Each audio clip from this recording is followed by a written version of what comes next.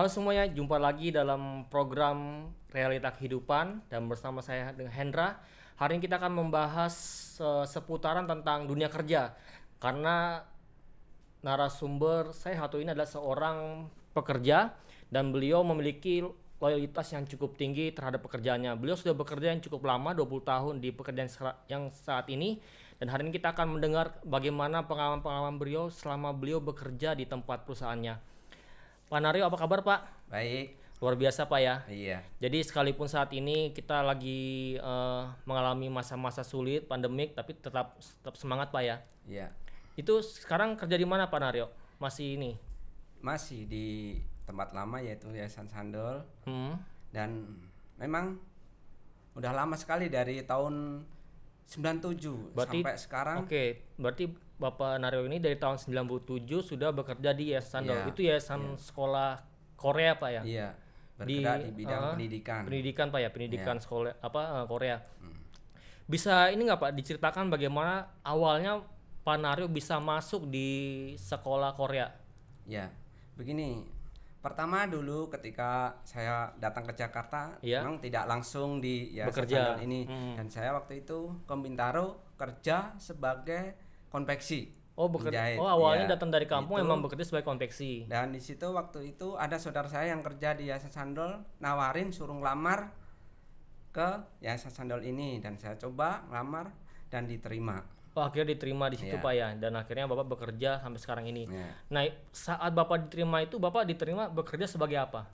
Ya, pertama-tama waktu datang saya diterima untuk menjadi sebagai fotokopi, untuk Tukang fotokopi. Soalnya kan sekolah anak-anak TK ini semua harus ada yang pegang fotokopi, dan pertama juga waktu itu pertama datang belum cara fotokopi, Oh, dan jadi ada orang Koreanya bisa ngajarin. Oh, jadi saat teman-teman ada Oke, ngajarin, jadi ya. memang Pak Naryo ini belum punya basic untuk sebagai tukang Iya, fotokopi, jadi mesti diajarin. Iya. Dan diajarin oleh orang Korea. Iya, orang Jadi saat Korea. orang Korea ngajarin Bapak ngerti bahasanya? Ya itu Iya aja. bisa ada, mereka ada yang bisa bahasa Indonesia. Oh, ada yang bisa Iya, ada yang jadi bisa bahasa Indonesia. bisa ngajarin. Bisa Kan ada yang lama udah di Indonesia mereka. Oh, jadi akhirnya diajarin, akhirnya Bapak bisa untuk fotokopi. Nah, itu kalau boleh tahu Bapak berapa lama Pak? Ya, waktu di fotokopi kurang lebih ada 4 tahun apa 3 Oh, 4 tahun. tahun. 4 Berarti tahunan lah itu ya. Dan waktu itu terus diajarin, dikursusin lah sama orang Korea juga, datang Dikursusin apa? khusus dari orang Korea untuk mengajarin sound system. Dan saya disuruh, ya waktu itu belajar kira-kira 1 bulanan lah, diajarin sound system, cara ini, cara setting, pokoknya setting mesin system. Jadi Dan itu setelah 4 tahun bekerja sebagai fotokopi dan akhirnya bisa dikatakan Bapak Pak Naryo ini direkomendasikan untuk disuruh belajar sound system Pak ya. iya. Dan akhirnya Bapak bisa ya. Iya, Itu semua biaya belajar sound system itu ditanggung itulah. oleh. Waktu dikursusin semuanya gratis, tidak Semuanya bayar. gratis. Dan itu mereka ngajarin dengan senang hati, dan Itu yang, makanya saya belajar juga senang-senang. Jadi cepat bisanya dan mengerti Karena- gitu. Dasar-dasarnya aja gitu. Iya, karena itu ilmu Pak. Jadi tidak semua orang bisa sound system ya. Iya. Ya karena untuk mengatur sound system kan juga butuh sekolah Pak ya. Kalau itu perlu kursus memang. Perlu kursus, ahli ya. sendiri. Dan itu Bapak mendapatkan secara gratis. Dan yang ngajar orang Korea juga. Orang Korea juga. Ngerti juga, nggak ngerti bahasa. Pertama mereka datang nggak bisa bahasa Indonesia, tapi Itu datang ada dari yang Korea? terjemahin langsung dari Korea. Wow, jadi emang luar biasa juga Pak Iya. ya. Karena dia memang untuk misi itu, untuk orang-orang di Indonesia. oh gitu, betul. Oh, oke. Itu berarti dari 97 4 tahun berarti tahun 2001 dong, Pak. Iya. 2001 Bapak 2001 pindah di sound beralih system sampai tugas sound sekarang. system. Iya. Sampai dengan sekarang. Sekarang. Jadi emang sudah expert banget ya, udah main Iya, banget Pak ya. iya. Bukan banget. Memang waktu di sound system juga, waduh, kalau saya orangnya nggak sabar, pusing banget. Pusing Dan ya? banyak orang yang komplain kurang suara, efeknya kurang tinggi lah, efeknya kebasaran lah. Oh, gitu. Satu orang yang komplain itu lain-lain, nggak satu orang gitu. Jadi, tapi ya iya. kita pelajarin ya itu lama-lama. Jadi seiringnya bisa. waktu akhirnya Iya. tahu Pak ya. Iya. Karena emang begitu sih, emang awal-awalnya emang kita nggak bisa langsung 100% jago. Iya. Betul Pak ya, setuju Pak ya. Hmm. Karena kan emang dengan seringnya waktu, dengan semakin hari kita tahu nih kurangnya di sini, ya akhirnya kita bisa menguasai hal tersebut Pak ya. Iya, makanya kan itu karena belajar itu kan. Itu katanya kalau sound system masuk pagi Pak ya? Iya, benar. Jam berapa Pak? Itu masuknya saya jam 4 pagi. Jam 4 harus pagi. nyiapin Jam 4 untuk pagi dipakai itu acara. sudah absen. Iya, absen. Berarti Jam dari 4 rumah pagi. jam 3 subuh. Iya. Jam 2:30 lah dari rumah, kan lancar jalan. Berarti pagi juga Pak ya? Pagi ya, pagi-pagi itu. Jadi emang setiap pagi itu di sekolah Korea ada acara Pak ya, subuh-subuh Iya, jam 5. ada acara. Oh gitu. Jadi selama kurang lebih 20 tahun ini Pak Naro berangkat terus setiap pagi Iya, jam 2:30 benar. udah rumah. Nah, awal-awalnya emang rasanya susah kita mau Susah ya? bangun pagi. Karena memang tapi betul. lama kelamaan jadi kebiasaan. Biarpun saya libur, ini mau tidur sampai pagi nggak bisa, pasti bangun. Udah 3:30 pasti bangun. Itu karena kebiasaan. Jadi itulah Iya. Jadi pekerjaan. karena memang jam 2:30 itu subuh itu kita lagi enak-enak tidur Pak. Iya, memang lagi Kita itu orang lagi enak-enaknya tidur. Pak Naryo sudah bangun untuk bersiap berangkat kerja. Iya, Iya, benar. 2:30. Ya, Memang awalnya emang susah Pak ya, tapi Iya. akhirnya karena sudah Karena terbiasa, udah terbiasa, jadi udah biasa, udah santai. santai aja. Sekalipun libur, Iya. toh juga tetap bangun Tetap bangun. jam 4, jam Iya. jam Susah 3. kita mau tidur lagi. Susah. Heeh. Iya, luar biasa juga ya Pak Naryo ini ya. Itu emang selama ini nggak ada orang yang berencana mau menggantikan posisi Bapak? Itulah saya udah bicara sama bos saya berulang kali. Saya bicara kan waktu pertama masuk pagi kan, dulu waktu bos saya pertama belum meninggal, dia itu udah bilang nggak boleh setiap hari masuk pagi. Gitu. Nanti kamu sakit kan gitu, udah Betul. dibilang gitu dulunya. Dan itu memang dulunya kita ada 3 orang, jadi 2 hari 2 hari betul. gitu. Jadi ganti-gantian Tapi ya. sekarang udah ganti manajer lagi, sampai 2 kali ganti, ini harus 1 orang, tanggung jawab 1 orang. Jadi saya terus tiap hari pokoknya. Jadi itu yang 2 orang itu di kemarin Pak di Ya, mereka udah dikurangin. terkena pengurangan ya Iya, efisiensi. pengurangan. Jadi kita di sini melihat bahwa tidak semua orang bisa yang namanya bisa bangun pagi. Jadi kita Iya. di sini melihat Pak Naryo ini punya loyalitas yang tinggi. Baru dedikasi yang tinggi juga buat perusahaannya, karena untuk bisa dikatakan bangun subuh itu susah, apalagi 2:30 kita lagi Iya, enak tidur. kalau nggak biasa susah. Beliau sudah bangun untuk pergi berangkat kerja. Jadi ini yang patut kita apresiasi Pak ya. Bisa dibilang ya itulah namanya pekerjaan Pak ya, Iya, tanggung jawab. Karena udah cinta dengan pekerjaannya. Iya, ya, mencintai apalagi. pekerjaannya betul, dengan Udah, sepenuh makanya hati ya. bisa berlama-lama sampai 20 tahun. Bertahun-tahun. Aja pokoknya. Kalau orang lain belum tentu Pak bisa Belum tentu, bertahan iya, sejauh itu. benar. Nah, Karena oke. itulah udah mencintai pekerjaannya. Pernah diomelin nggak Pak? Dimarahin Ya. sama orang Korea? Sering. Ya udah sering lah itu mah dikomelin. Tapi kalau orang Korea ngomelin Bapak ngerti nggak bahasanya? Dia pakai bahasa Indonesia sama bahasa Korea. Kan mereka bukan bahasa Korea, tapi kan kita tahu dia teriak pasti marah kan gitu. Oh, marah. Iya. Maksudnya gini, ya kalau misalnya mereka marah cuek aja Pak ya. Iya, Mas saya sekarang keluarnya. saya udah tahu mereka marah, sebentar lagi ntar hatinya udah baik lagi. Atau juga kalau mereka marah kita juga Iya, nggak ngerti mereka ngomong iya. apa ya kan Pak ya. Iya, Kan benar. gitu. Tapi Pak Naryo ini selama 20 tahun bekerja di sekolah Korea sudah bisa bahasa Korea. Nah, sebenarnya udah diajarin, saya udah bisa, udah diajarin, bisa baca, bisa tulisan Korea udah bisa, kita bisa nulis juga. Tapi untuk ngertiin saya belum. Berarti bahasa Korea bisa, baca tulisannya bisa. Bisa. Terus Cuma nulis. ngertiinnya yang Oh, ngertinya nggak bisa, Iya, tapi nulis berkomunikasi juga bisa, iya. secara ini nggak bisa juga. Iya. Ngobrol langsung verbal gitu nggak bisa. Iya. Berarti itu pengalaman juga ya. Iya. Ya, ternyata Pak Naryo sekalipun 20 tahun kerja itu di Korea nggak sia-sia Pak ya, sudah bisa bahasa Korea ya. Karena Sedikit lah. iya, Kalau sekarang, kita baca bacanya itu mah udah bisa. ya itu ilmu Pak. Jadi ada orang-orang yang memang butuh sekolah khusus, kursus sekolah khusus untuk bisa bahasa Korea. Apalagi kan sekarang lagi ngetren-ngetrennya Iya, ada bahasa banyak Korea. orang pada Sekarang kalau kita lihat sekarang orang-orang kiblatnya sama Korea. Ada apa Kak?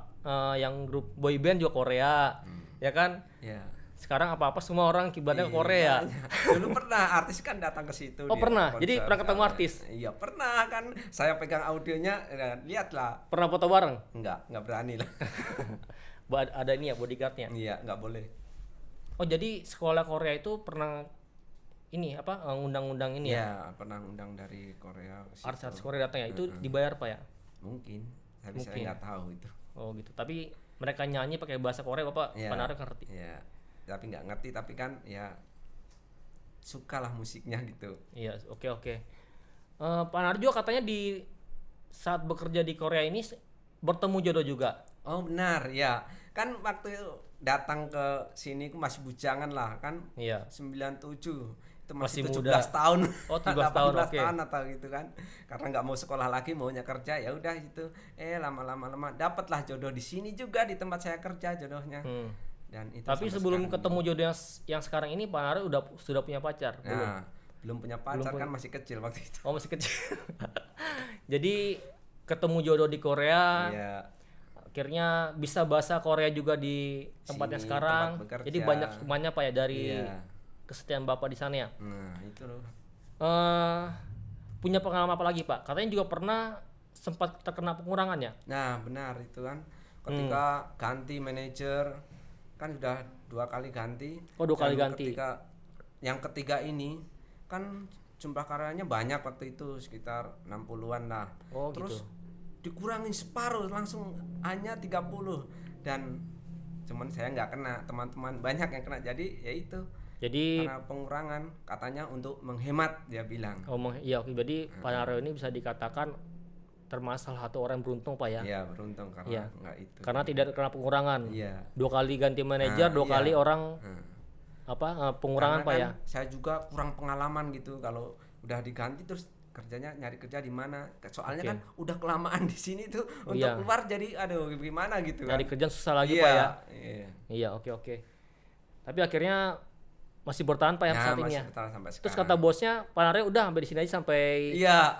mau Bos saya jemput. udah bilang gitu. Dia bicara, "Udah kamu kerja di sini aja sampai mati," kata dia. Sampai mati. Sampai mati kata dia.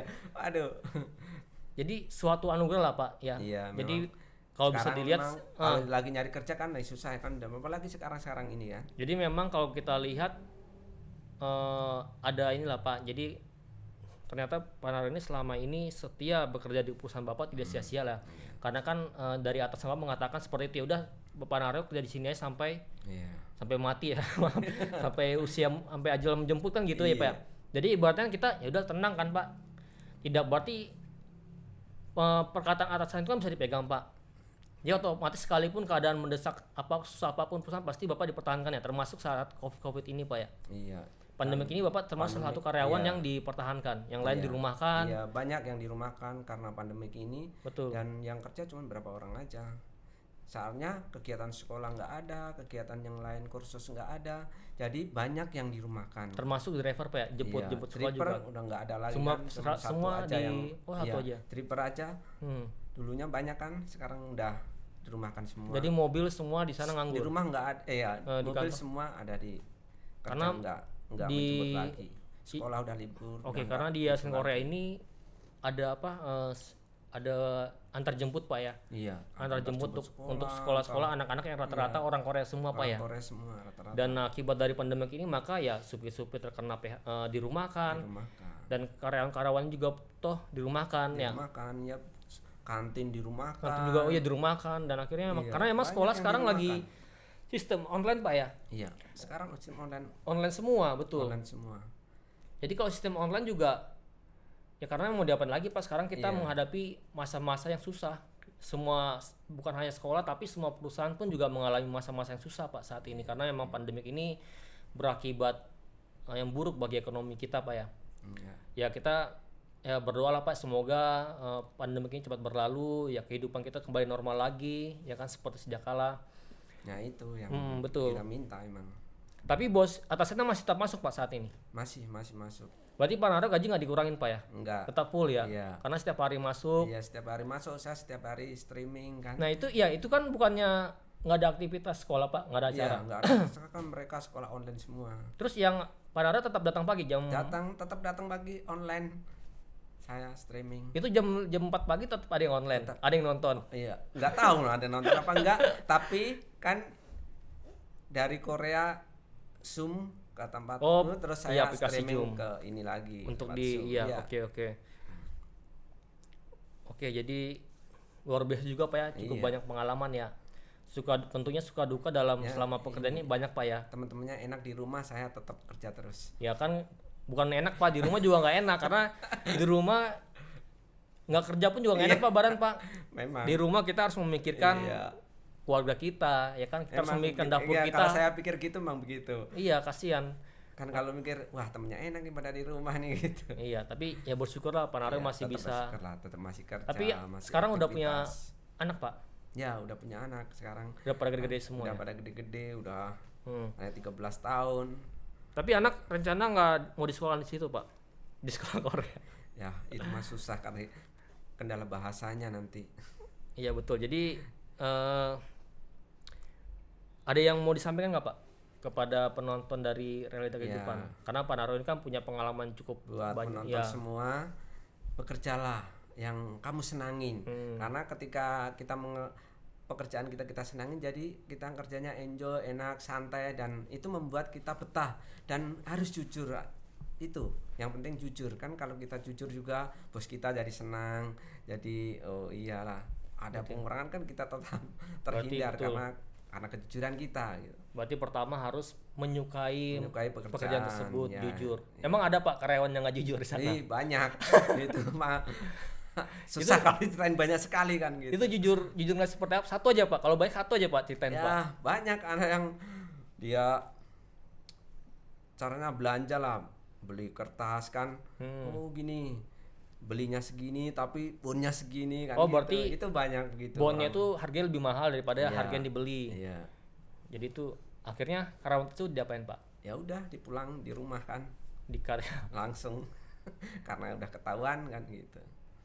Oke, jadi pada penonton realita kehidupan hari ini kita sudah sama-sama mendengar dari perjalanan hidup dari Bapak Sunaryo. Tentunya hikmah yang kita ambil adalah bagaimana kita bisa menyukai pekerjaan tersebut. Ya, ada orang yang hanya bisa bekerja Pak 3 tahun pindah, 5 tahun pindah, ya kan? Iya. Tapi dengan cara kita menyukai pekerjaan, mencintai pekerjaan kita, maka itu yang membuat kita lama bertahan Pak ya. Iya, Dan jadi akibatnya atasan kita pun melihat melihat dari kita, loyalitas kita, kesungguhan kita kerja dan kejujuran kita. Dan akhirnya kita melihat bahwa Pak Naryo ini sekalipun masa-masa pandemik dia tetap bekerja. Teman-temannya, rekan-rekan kerja di rumah kan beliau tetap bekerja, karena saya bisa katakan bahwa ini adalah akibat dari beliau tetap setia dalam pekerjaan. Jadi sahabat penonton realita kehidupan, demikian hari ini perbincangan kita dengan Bapak Sunaryo. Terima kasih Pak sudah datang mampir di tempat ini berbagi cerita dengan para penonton realita kehidupan. Ya, terima kasih. God bless you.